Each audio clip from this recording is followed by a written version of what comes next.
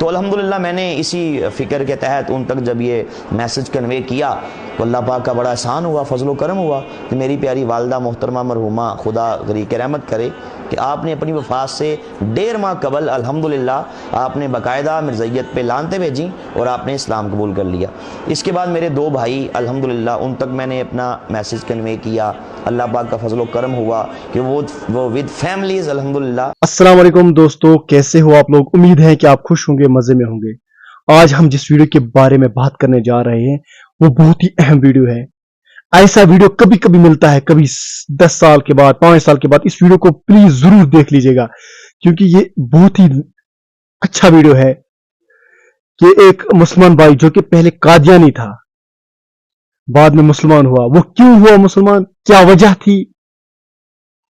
اور وہ مسلمان کیسے ہوا، کن حالاتوں میں مسلمان ہوا، مسلمان ہونے کے بعد اس کو کتنی تکلیفیں آئی، یہ ہم اس کی زبان سے سنیں گے۔ پلیز آپ اس ویڈیو کو پورا دیکھیے۔ میرا نام عرفان محمود برک ہے، لاہور میں رہتا ہوں اور شعبہ صحافت سے میرا تعلق ہے۔ مختلف اخبارات، اسلامی جرائد رسائل، اس میں آرٹیکلز بھی لکھتا ہوں۔ ہمارے خاندان میں جو قادیانیت کا جو سلسلہ ہے وہ میرے دادا سے شروع ہوا۔ بچپن کے زمانے میں انہوں نے قادیانیت کو قبول کر لیا، کوئی علم نہیں تھا، معلومات نہیں تھیں، پڑھے لکھے نہیں تھے، جسٹ مرزا قادیانی کو مجدد کی حیثیت سے مان لیا اور اس کے ہاتھ پہ بیعت کر لی۔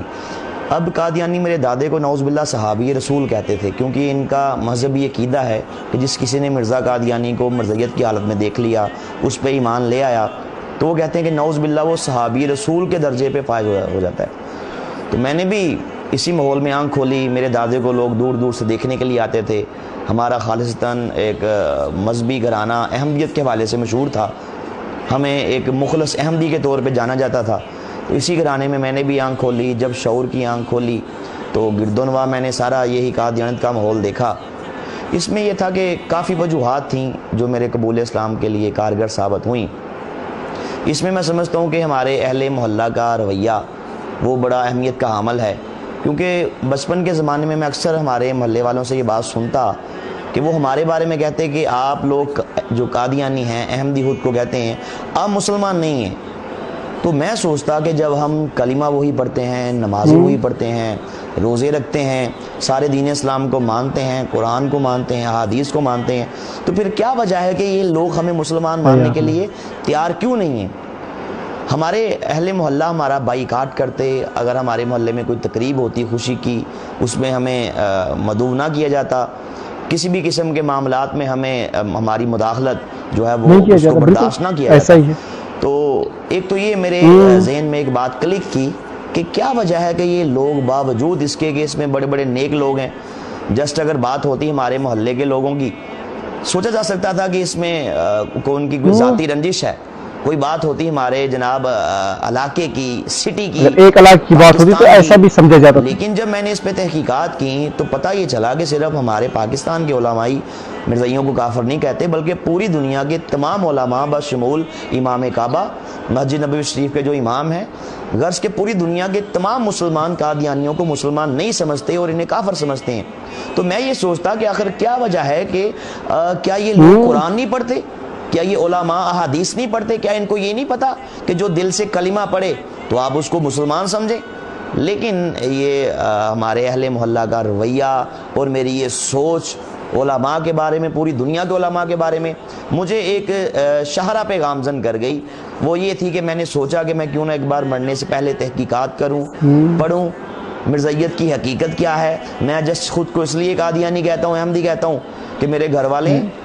اگر ہندو ہوتے تو میں بھی بتوں کو رام رام کرتا، اگر وہ عیسائی ہوتے میرے گلے میں بھی سلیب ہوتی، وہ سکھ ہوتے میرا مذہب بھی سکھزم سے ہوتا۔ تو مجھے ایک بار پڑھنا چاہیے، تحقیقات کرنی چاہیے، دیکھنا چاہیے اصل حقائق کیا ہیں۔ تو الحمدللہ یہی سوچ جو تھی مجھے اس طرف لے گئی، تحقیقات کی شاہراہ پہ میں گامزن ہو گیا۔ میں نے اس سلسلے میں چناب نگر سابقہ ربوہ سے قادیانیوں کی ساری بکس منگوائیں، ان میں مرزا قادیانی کی اپنی بکس تھیں۔ یہاں میں کہ یہ بھی عرض کرنا چاہتا ہوں، میں قادیانیوں کو ایک میسج بھی دینا چاہتا ہوں اسی اپنے قبول اسلام کے اس واقعے کے اندر ہی، کہ انبیاء علیہ السلام کتابیں نہیں لکھتے، 1,24,000 کم و بیش انبیاء علیہ السلام جتنے بھی دنیا میں تشریف لائے، کسی نبی نے کتاب نہیں لکھی، بلکہ انبیاء پہ تو کتابیں آسمان سے نازل کی جاتی ہیں اللہ پاک کی طرف سے، خود سے انبیاء رائٹر نہیں ہوتے۔ تو اگر کوئی قادیانی میری بات یہ سن رہا ہے تو میں اسے دعوت اسلام دینا چاہتا ہوں کہ مرزا قادیانی نے اپنی زندگی کے اندر 84 کتابیں لکھی ہیں جن کو مرزائیوں نے روحانی خزائن کے نام سے پرنٹ کیا ہے۔ تو خیر میں نے ان کتابوں کو پڑھا، دیگر جو قادیانیت کی جو بنیادی کتابیں ہیں ان کو پڑھا، تو ان کو پڑھنے کے بعد اس نتیجے پہ پہنچا کہ اس کائنات کے اندر یہ سب سے بڑا کفر ہے، سب سے بڑا دجل ہے، سب سے بڑا فریب ہے، جو کہ اسلام کے روپ میں مسلمانوں کو گمراہ کرنے کے لیے انگریز نے باقاعدہ پلاننگ کے ساتھ یہ سارا اس کا فتنہ شروع کیا۔ تو الحمدللہ اللہ پاک کے فضل و کرم سے میں حقیقت تک پہنچ گیا۔ اللہ پاک کا مجھ پہ خاص ایک فضل و کرم ہوا، اور میں سمجھتا ہوں کہ میرے قبول اسلام کے حوالے سے در حقیقت جو بیس تھی، بنیاد تھی، وہ میرے بچپن کے زمانے میں دیکھا وہ مبارک خواب تھی کہ جس خواب کے وسیلے سے رب کائنات نے میری آنکھیں کھولی۔ تو میں سمجھتا ہوں کہ وہ بھی آپ کے سامنے میں عرض کروں کہ وہ خواب میں نے کیا دیکھا، اس کے بعد میری کیا فیلنگز تھیں۔ میں نے بچپن کے زمانے میں دیکھا کہ نبی پاک صلی اللہ علیہ وسلم ہمارے محلے میں تشریف لاتے ہیں، تو پیارے آقا کے مبارک ہاتھوں میں ایک پھلوں کا تھال پکڑا ہوتا ہے، اس میں بہت سے پھل ہوتے ہیں۔ تو نبی پاک صلی اللہ علیہ وسلم آپ پھل تقسیم فرما رہے ہیں، لیکن جب آپ تقسیم فرماتے فرماتے ہماری گلی میں تشریف لاتے ہیں تو پیارے آقا صلی اللہ علیہ وسلم ایک مرزائیوں کے مکان سے پچھلے مکان کے پاس رک جاتے ہیں، آگے تشریف نہیں لاتے، قادیانیوں کے گھر میں نہیں جاتے، نہیں دیتے۔ میں سارا منظر دیکھتا ہوں، پریشان ہو جاتا ہوں کہ سرکار آگے تشریف کیوں نہیں لا رہے، لیکن جیسے ہی میرے کریم آقا صلی اللہ علیہ وسلم مجھ ناچیز کی طرف دیکھتے ہیں، الحمدللہ نگاہ کرم فرماتے ہیں تو آپ تبسم فرما دیتے ہیں۔ اس کے بعد الحمدللہ میری آنکھ کھل جاتی ہے۔ آنکھ کھلنے کے بعد میں نے سارا یہ خواب میرے ذہن میں گھومتا ہے۔ کچھ عرصے بعد جب میں تحقیقات کرتا ہوں، ساتھ اس خواب کے بارے میں سوچتا ہوں، تو رب کائنات یہ فضل فرما دیتا ہے کہ خواب کے ذریعے سے مجھے یہ ہدایت مل گئی۔ میں سمجھتا ہوں حقیقت ہی ہے، بنیاد ہی ہے کہ نبی صلی اللہ علیہ وسلم آپ نے مرزائیوں کا بائیکاٹ کر کے بتلا دیا کہ یہ گمراہی ہے، یہ دجل و فریب ہے، اور آپ صلی اللہ علیہ وسلم کا مجھ ناچیز کی طرف دیکھنا، نگاہ کرم فرمانا، میں سمجھتا ہوں کہ در حقیقت یہی میرے قبول اسلام کا باعث بن گیا الحمدللہ۔ کو بچپن کے زمانے میں ایک دو میں نے اور بھی خواب دیکھے۔ ایک بار میں نے مرزا قادیانی کو جہنم کی آگ میں جلتا ہوا دیکھا۔ اس کے بعد میں نے الحمدللہ اپنے قبول اسلام کا اعلان کر دیا۔ ساتھ جب میں نے وہ بکس پڑھی مرزا قادیانی کی، ان بکس کے اندر جو مجھے ان کے کفر یا باطل عقائد ملے،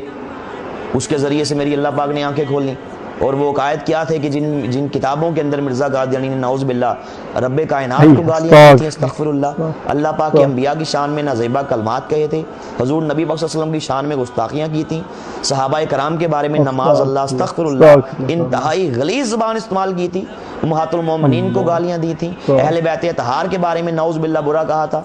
مکہ مدینہ کو گالیاں دی تھیں، قرآن پاک کے اندر تحریفات کے طوفان کھڑے کیے تھے۔ تو یہ ان ساری چیزوں کو جب میں نے پڑھا تو الحمدللہ جیسے جیسے میں ان کو پڑھتا گیا ویسے ویسے مرزا قادیانی سے میری محبت، چاہت، ادب کے وہ سارے بخیے ادھرتے گئے، اور آخر ایک دن وہ مبارک دن آیا کہ الحمدللہ یہ سارے تعلق، یہ سارے ادب کچے دھاگے کی طرح ٹوٹ گئے، اور میں نے مرزا قادیانی کذاب پہ لانتیں بھیجیں، اور الحمدللہ سچے دین اسلام کو میں نے قبول کیا۔ مبارک ہو، مبارک۔ جب میں نے اسلام قبول کیا تو اس کے بعد مجھے ایک فکر تھی، جستجو تھی، اور وہ یہ تھی کہ جو ہمارے گھر والے ہیں،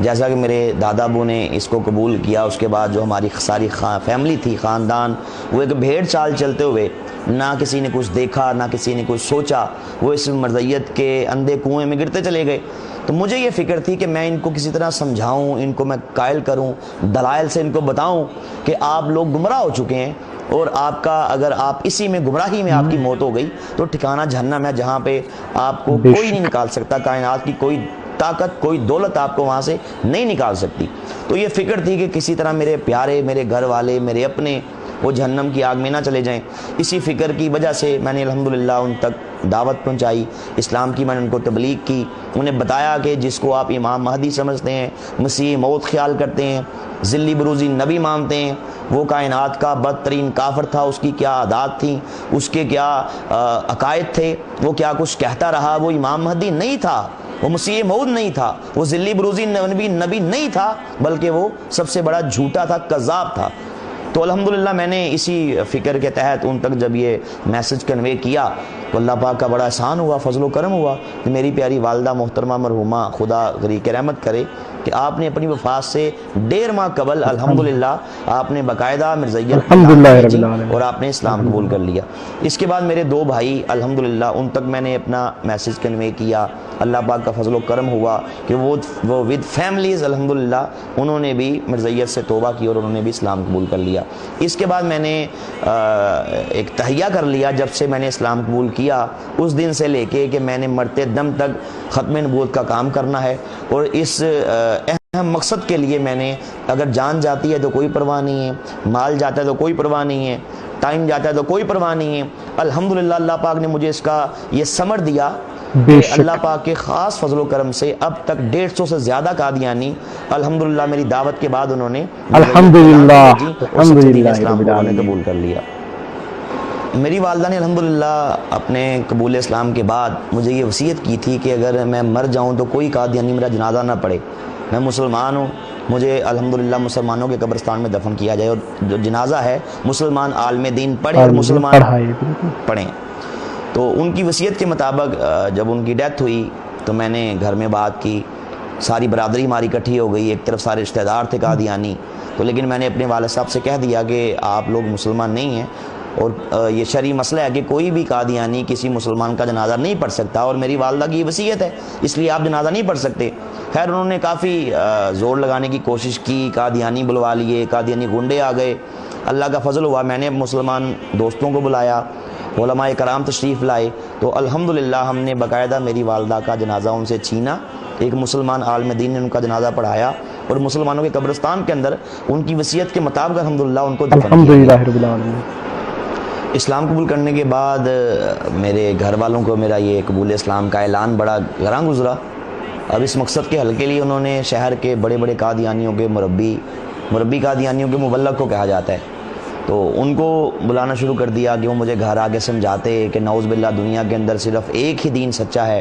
اور وہ احمدیت ہے، باقی سب گمراہی ہے۔ تو اللہ پاک کے فضل و کرم سے ان کے بڑے بڑے قادیانیوں کے مبلغ آئے، ان کے مربی آئے، لیکن چونکہ میری تیاری تھی، میں نے اس کو پڑھا ہوا تھا، تو میرے سامنے ان کا کوئی بس نہیں چلتا۔ اس میں ایک میں بڑا ہی دلچسپ واقعہ آپ کے سامنے عرض کرنا چاہتا ہوں کہ ایک بار میرے والد صاحب شہر لاہور کے سب سے بڑے ان کے مربی ان کو بلا کے لے آئے کہ اس سے بات کر کے دیکھو یہ تمہیں بتائے گا کہ ہماری جو احمدیت ہے یہ سچ ہے اور باقی سب گمراہی ہے۔ تو جب ہمارے گھر میں آ کے وہ بیٹھ گیا، میں نے کہا میری بھی شرط ہے کہ گھر کے باقی افراد بھی ہماری گفتگو کو سنیں گے۔ انہوں نے کہا ٹھیک ہے، یہ تو بڑی اچھی بات ہے۔ جب میں نے مربی سے گفتگو شروع کی تو میں نے اس سے سوال کیا، میں نے کہا مجھے ایک بات بتائیے گا کہ کیا آپ کبھی تھیٹر دیکھنے گئے ہیں؟ کہتا جی تھیٹر دیکھنے تو آوارہ قسم کے لوگ جاتے ہیں، فاسق قسم کے لوگ جاتے ہیں، فاجر قسم کے لوگ جاتے ہیں، لچے لفنگے بدماش عیاش قسم کے لوگ جاتے ہیں، شرفاء وہاں پہ نہیں جاتے، نیک لوگ وہاں پہ نہیں جاتے، متقی لوگ نہیں جاتے۔ جب میں نے اس کی یہ بات سنی تو میں جھٹ سے اٹھا، میرے پاس کتاب تھی، قادیانیوں کی بڑی مشہور کتاب ہے، اس کا نام ہے ذکر حبیب، لکھنے والا ہے مفتی محمد صادق جو مرزا قادیانی کا قریبی مرید تھا اور جس کو نعوذ باللہ قادیانی صحابی رسول کہتے ہیں۔